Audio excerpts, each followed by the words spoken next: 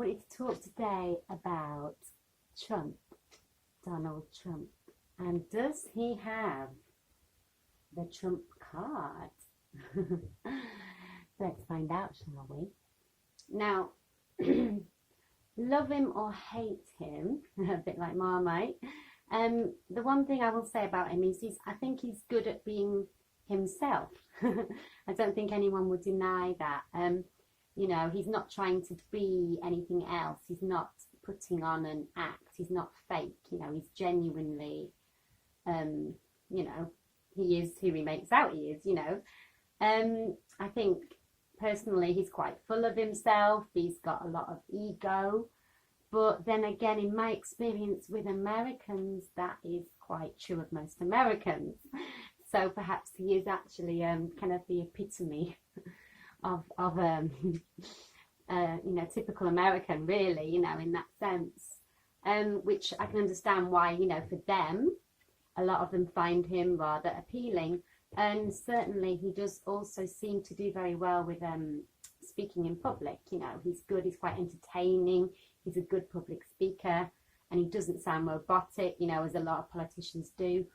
Also, I think he uses quite basic language, which I think is quite an important thing, because some politicians, sometimes they can sound too intellectual even, you know, they complicate everything, and most average people can't really understand what they're on about, you know, whereas he doesn't do that. He keeps it quite simple, to the point. He can be quite funny, he can make people laugh, you know, all of these things can make him very appealing to, you know, the average person.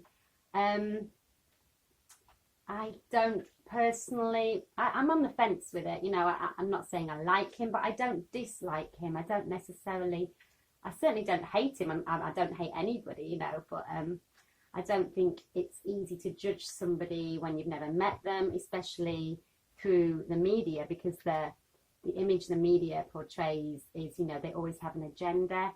I do always think that anybody that the media really, really tries to, you know, show as a bad guy, bad person, usually, you know, there's a reason why. Maybe it's someone who's going to stand up to the big corporations or to the system or to something, you know, and obviously the media is a big part of, you know, the monopoly and the control kind of system that we have.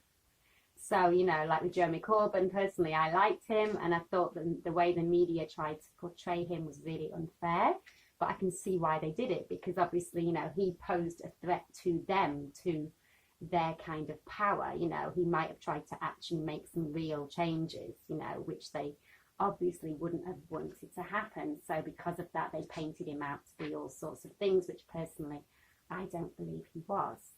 So it does seem like similar things are happening with Trump. You know, the media doesn't seem to portray him in a very good light. They try and make out he's stupid, which I don't think he is actually as stupid as the media seems to try and make out.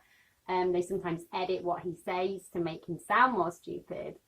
But actually, I don't think he probably is. Certainly probably a bit arrogant, a bit narcissistic. But then, you know, a lot of leaders are, as we've said before, in order to be drawn to power. I think, you know, most people are drawn to that through their kind of ego, you know.